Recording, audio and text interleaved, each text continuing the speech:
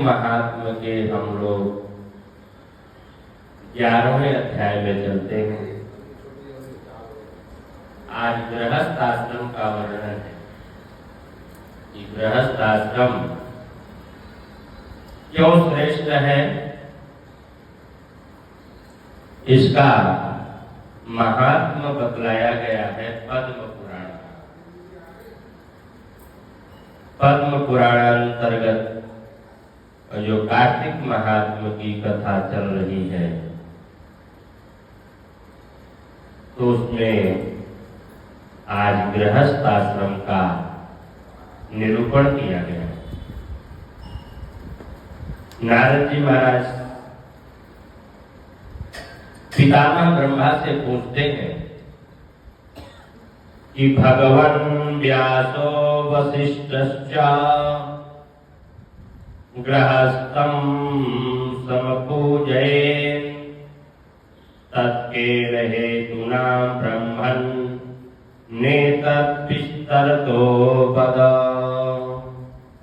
नारद जी कहते हैं ब्रह्मा जी से कि हे भगवान, हे पितामह, व्यास वशिष्ठ जो श्रेष्ठ से मुनि है, उन्होंने गृहस्थ आश्रम को सर्वश्रेष्ठ आश्रम माना।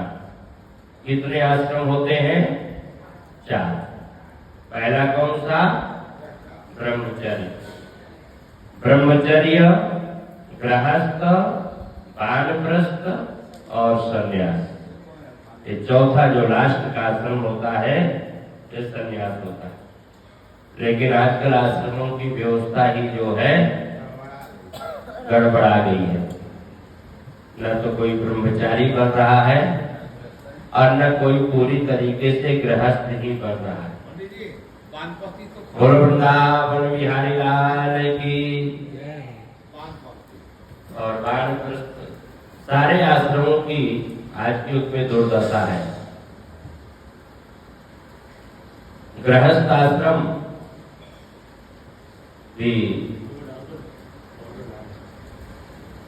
आजकल जो है बहुत बढ़िया नहीं चल रहा। बढ़िया मतलब बच्चे बड़े हो रहे हैं और बहुत से तो स्वयं शादी नहीं कर रहे हैं। अब बहुत जगह समस्याएं आ रही हैं। 35, 40 साल के बच्चे हो रहे हैं। तो यहाँ तो गृहस्थ आश्रम आधा हो जाता है 35 और 40 में, और 35 और 40 में बच्चे शुरुआत करने के लिए सोचते हैं। तो गड़बड़ा गया कि नहीं गड़बड़ा गया? क्यों? 50 साल में तो वानप्रस्थ चालू हो जाता है, और आजकल बच्चे कहते हैं 50 साल में हम जवान हैं, गृहस्थ आश्रम में प्रवेश करते हैं। चलो जो भी है, एक आदमी सारी व्यवस्था को नहीं बदल सकता, लेकिन सोचना चाहिए सभी को। ये सारी आश्रमों की व्यवस्थाएं जो है गड़बड़ा रही है, दुर्दशा हो रही है। व्यास और वशिष्ठ ये दोनों ऋषि थे, संत से वैरागी थे, और संसार के उपकार के लिए इन्होंने कार्य किया है। लेकिन गृहस्थ आश्रम में रहते हुए ये दोनों विवाहित थे। कौन कौन? वशिष्ठ जी भी विवाहित थे और व्यास जी भी विवाहित है।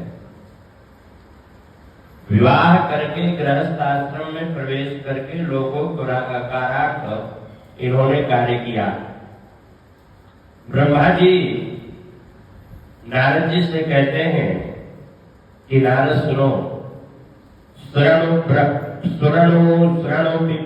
प्रवक्ष्यामि गृहस्थो येन पूज्यते पितरो मनो देवा ऋषयः परिपासते गृहस्थमेव सततं तस्मात् श्रेष्ठो गृहाश्रमी यथा गंगादयो नद्यः समुद्रे यान्ति संस्थितम्।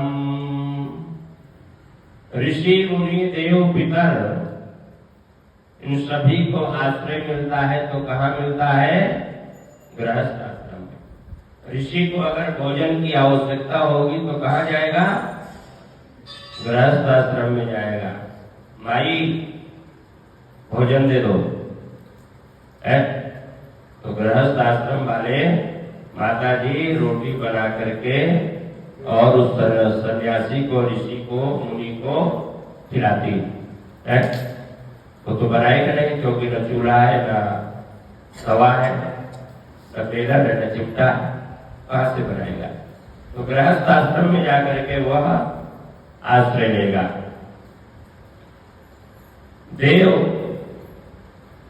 देवताओं को भी अगर भोग लगाना होगा, देवताओं का भी तर्पण करना होगा, तो गृहस्थ आश्रम के बगैर नहीं हो सकता। पितरों को भी यदि हमको तर्पण करना है तो भी गृहस्थ आश्रम के बगैर नहीं हो सकता। पितृ बने के भी नहीं, अगर गृहस्थ आश्रम नहीं होगा तो पितृ कहाँ से होंगे? पितृ ही नहीं होंगे। इसलिए गृहस्थ आश्रम श्रेष्ठ है। गृहस्थ आश्रम सर्वोपरि है। जैसे गंगा आदि बड़ी बड़ी नदियां समुद्र में जाकर के स्थिति को प्राप्त होती हैं, उसी प्रकार सारे आश्रम गृहस्थ आश्रम में जाकर के स्थिरता को प्राप्त होते हैं। जैसे जीव माता का आश्रय करके जीता है, वैसे सारे आश्रम गृहस्थ आश्रम का आश्रय लेकर के जीते हैं। सब कहते हैं कि 6 प्रकार के भिक्षुक होते हैं। भिक्षुक माने भिक्षा मांगने वाले 6 तरह के होते हैं।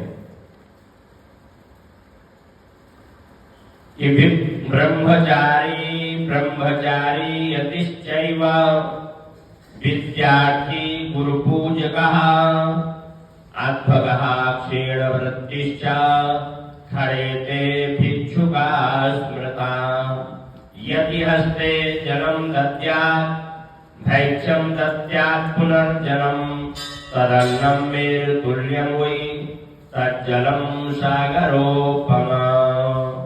वन्दे गृहस्थाश्रम माश्रमाणां विश्राम हेतुं धरणीतलेषु यद्वारी देवा पितरो मनुष्या मध्यम दिने याचवत् भ्रमन्ति।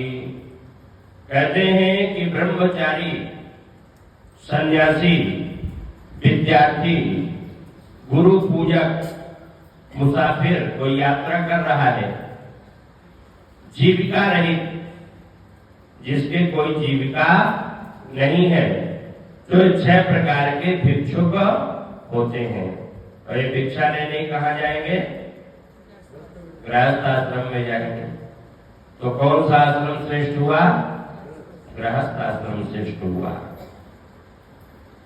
कहते हैं कि सन्यासी के हाथ में जल दे, अन्न दे, फिर जल दे, वह अन्न मेरु तुल्य होता है। जैसे मेरु पर्वत जो है विशाल और अडिग है, उसी प्रकार से उसका ये दान अडिग होता है। गृहस्थ आश्रम की ब्रह्मा जी ने वंदना की है। सभी आश्रमों का एक ही विश्राम हेतु, जिसके द्वार में मध्य दिन में देव, पितर, मनुष्य, याचक सभी जो है घूमते हैं और गृहस्थ आश्रम की ओर देखते हैं कि भाई इनके यहाँ कुछ बना हो तो हमको भी प्रसाद मिले।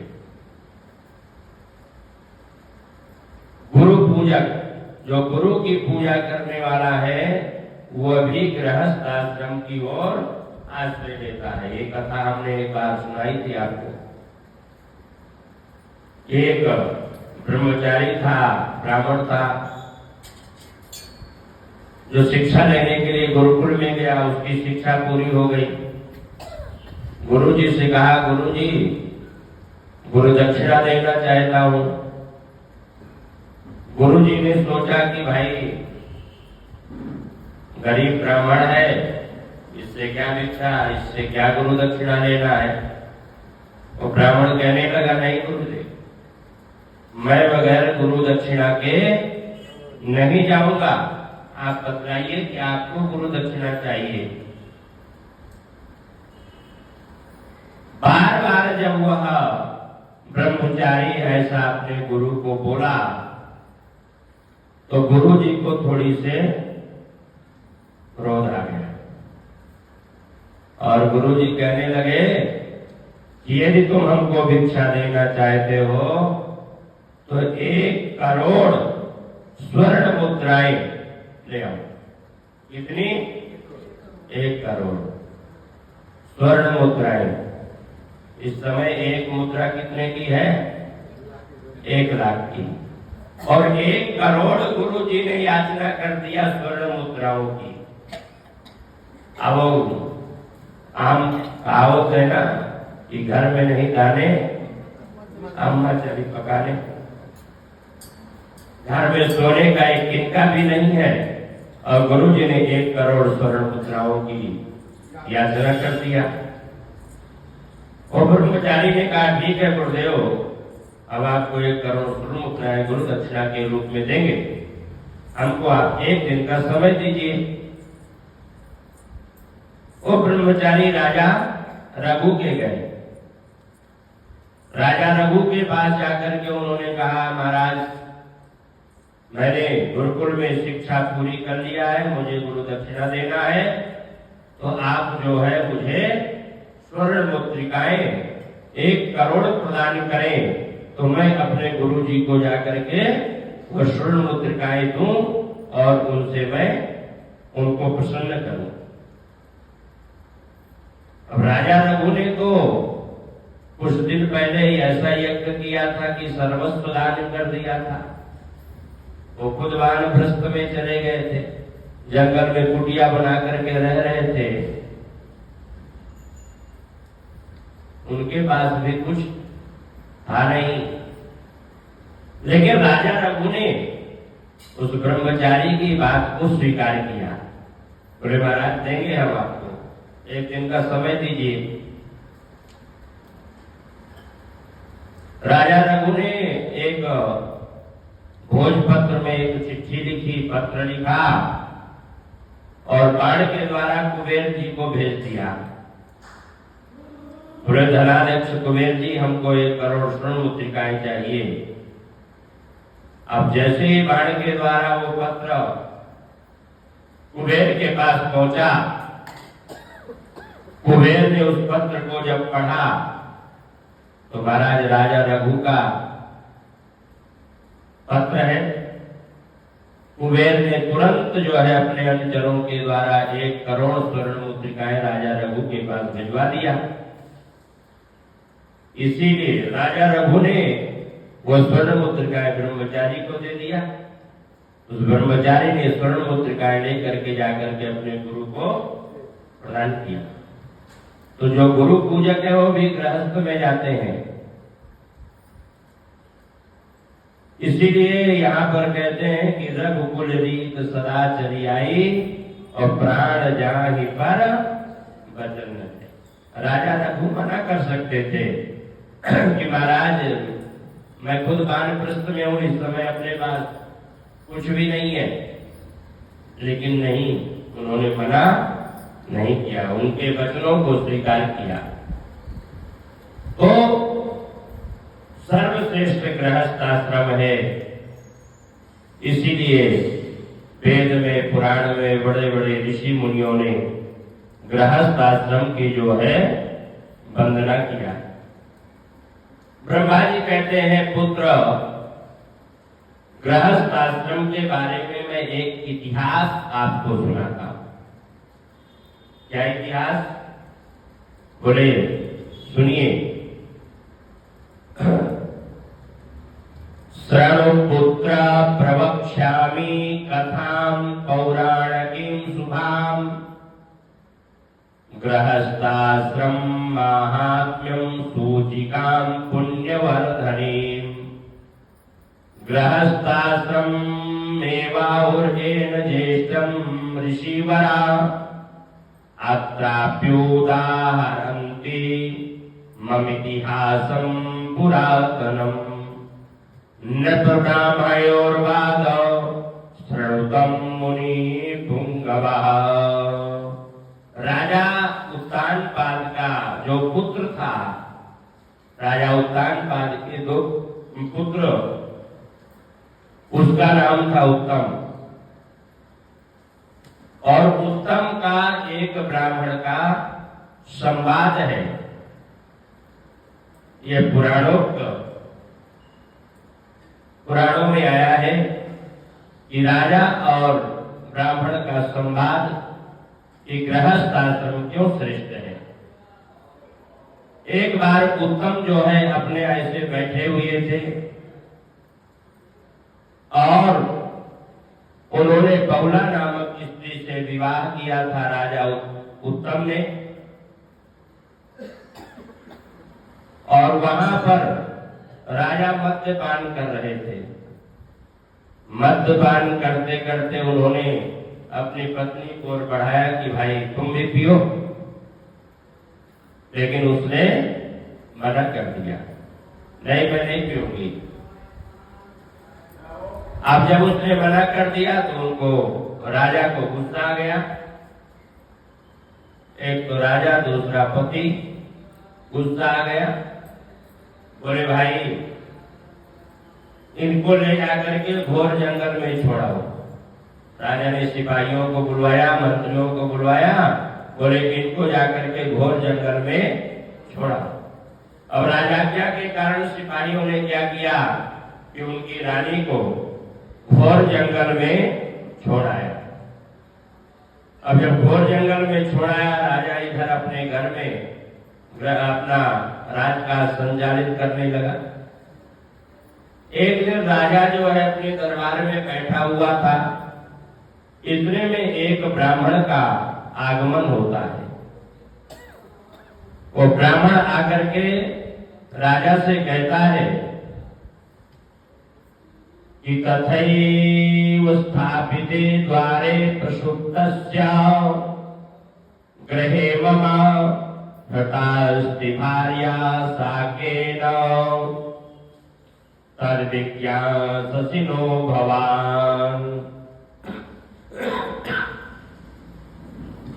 आकर के राजा से कहने लगा ब्राह्मण की, महाराज मैं बहुत दुखी हो, मेरी पत्नी का कोई हरण करने गया है। तुम्हारी पत्नी का हरण क्यों कोई ले जाएगा? बोले ले गया महाराज। कैसे ले गया? बोले मैं रात में सोया हुआ था, वो भी सोई हुई थी, और रात को कोई जो है उसका हरण करके ले गया। और बिना पत्नी के सारे जो धर्म है वो व्यर्थ होते हैं, इसीलिए ना तो कोई हवन यज्ञ हो सकता, न पितृ पूजन हो सकता, न श्राद्ध कर्म हो सकता। इसलिए राजन हमारी पत्नी को खोज करके लाओ। इतने अधिकार पूर्वक वो ब्राह्मण राजा को क्यों कहता है? पता है क्यों कहता है? राजा को वो ब्राह्मण अधिकार पूर्वक इसलिए कह रहा है क्योंकि राजा टैक्स लेता है। आज की भाषा में क्या बोलते हैं? जीएसटी लेता है, टैक्स लेता है। जो हम कमाते हैं उसका कोई ना कोई भाग हम सरकार को देते हैं। तो जब हम सरकार को देते हैं तो कोई समस्या आएगी तो कहाँ जाओगे?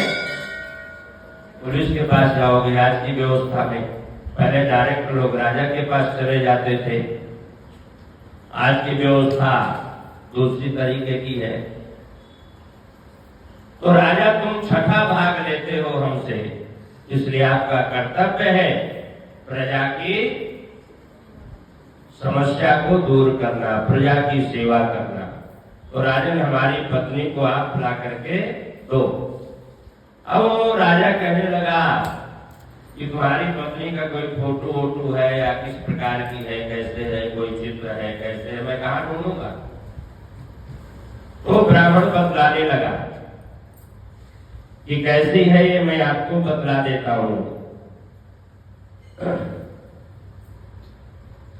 वाचा विकटया तुच्चार स्वबाहु कृशानना दीर्घनन्ती च कल्याणी विकराल निरीक्षिणा बहुकेशातिपुरुषा असौम्या चापशीलतः सूक्ष्मनितम्बा खण्डोष्ठी श्यामवर्णातिदीर्घता मनागतीतं भूपाल तस्याश्च प्रथमं वयः। कहते हैं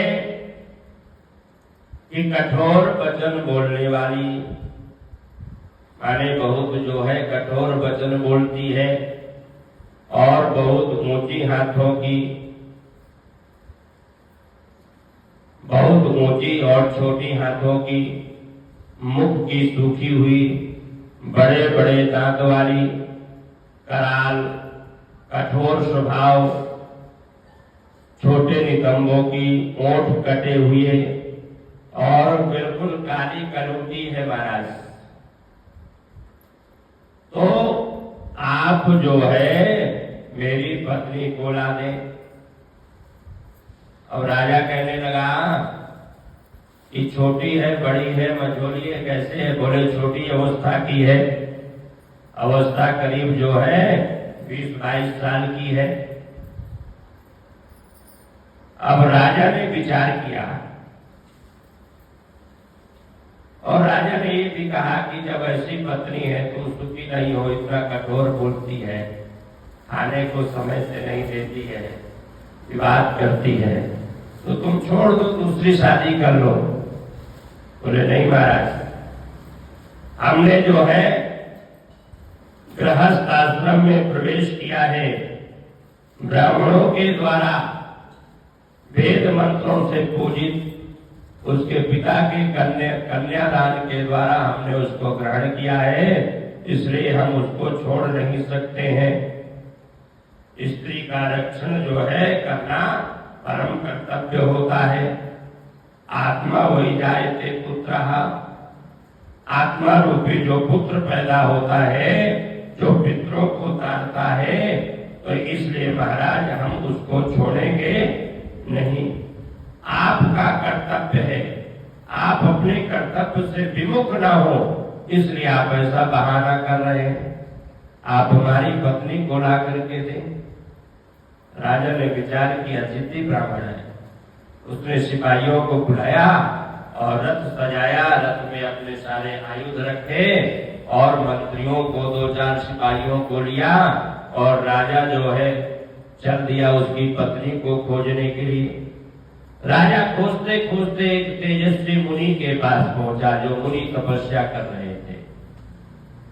वहां जाकर के मुनि को राजा ने प्रणाम किया, लेकिन मुनि ने राजा को किसी प्रकार का भाव नहीं दिया।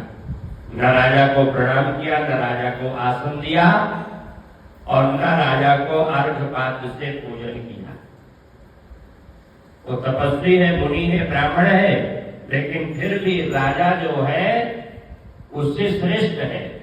क्यों? नृप राजा जो है विष्णु का ही स्वरूप माना जाता है। आजकल तो राजा को खुलेआम गाली देते हैं और राजा बेचारा कुछ नहीं कह सकता। यही कहता है देखो विपक्ष वाले मुझे गाली दे रहे हैं। लेकिन राजा जो है पूजन के योग्य है, सम्मान के योग्य है। अरे भाई पूजा नहीं करो, सम्मान नहीं करो तो गाली भी मत दो।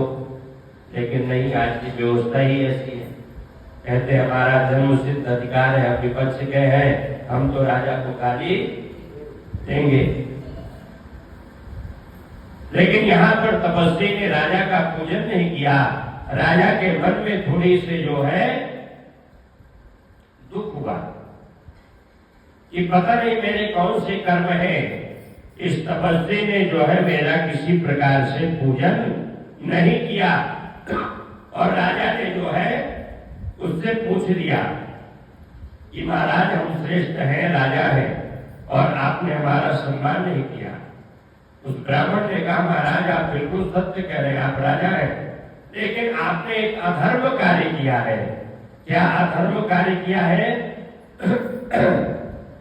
आपने अपनी धर्म पत्नी का अनादर किया है। राजा के दिमाग में आ गया, बोले सही कह रहे। राजा ने अपनी पत्नी को निकाल दिया था ना, ले जाओ जंगल में छोड़ाओ, जिसके कारण से राजा पूजा के योग्य नहीं रह गया। अब वो जो है खोजते खोजते, जैसा ऋषि ने बताया कि तुम उत्तराखंड की ओर जाओ, उत्पलावर्त नाम का वन है, वहां पर इस ब्राह्मण की पत्नी मिल सकती है। बलाक नामक राक्षस इनकी पत्नी का हरण करके ले गया। राजा उत्पला वन बन गया, वहां पर देखा तो जैसा उस ब्राह्मण ने बतलाया था उसी प्रकार की एक महिला जो है राजा को मिल गई, और वह महिला बेल खा रही थी। बेल जानते हो ना, बिल्लो पत्र का जो फल होता है, वो खा रही थी। राजा ने उससे पूछा, तुम यहाँ कैसे हो, क्यों आई हो? उसने सारा अपना परिचय दिया। बोले बलाक नामक राक्षस जो है मेरे को यहाँ हरण करके ले गया है। अब राजा ने बलाक नामक राक्षस को पूछा कि तुम भाई इनकी पत्नी को क्यों ले आए हो? न तो तुम पत्नी बनाने लायक इसलिए पत्नी बनाए हो, और राक्षसों का काम है मनुष्यों का भक्षण करना, मनुष्यों को खा लेना, तो तुमने अभी तक इसको खाया भी नहीं, तो फिर लाए क्यों हो? तो राक्षस कहने लगा, महाराज इसका पति जो है, जो इस ब्राह्मणी है, इस ब्राह्मणी का ब्राह्मण वो बहुत सारे मंत्र जानता है, और सभी जगह वही जो है आचार्य होता है, यज्ञ करवाता है, और ऐसे ऐसे मंत्र जानता है कि जब हम भाग लेने के लिए जाते हैं तो मंत्रों से हमको भगा देता है। इसलिए महाराज इनकी पत्नी को हम हरण करके ले आए हैं, ताकि इनका जो है यह कार्य जो है पूरा न हो, क्योंकि बिना पत्नी के धर्म कार्य पूरा नहीं हो सकता। तो राजा को यहाँ पर भी अपना ग्लानि महसूस हुई कि मैंने अपनी पत्नी के साथ गलत किया है, जो उनको जंगल में छुड़वा दिया। राजा उस राक्षस ने ब्राह्मण की पत्नी को सौंपा, और राक्षस कहने लगा, महाराज और क्या क्या है? बोले समय पर बतलाएंगे, जब समय आएगा तब हम आपको याद करेंगे। और वह राजा जो है ला करके उनकी पत्नी को ब्राह्मण को सौंप दिया। आकर के जब सौंप दिया, इसके बाद राजा ने विचार किया कि भाई हम अपनी पत्नी का भी खोज करें। उस राक्षस को बुलाया और राक्षस को कहने लगा कि भाई देखो, हमारी पत्नी कहीं चली गई है, तो उसको आप ला करके दो। वह राक्षस जो है नागलोक में पहुंचा, और वहां सतपोत नामक जो नाग है वह राजा की पत्नी को हरण करके ले गया था। और जो सतपोत नाम का जो नाग था वह राजा की पत्नी को पाताल लोक में ले गया।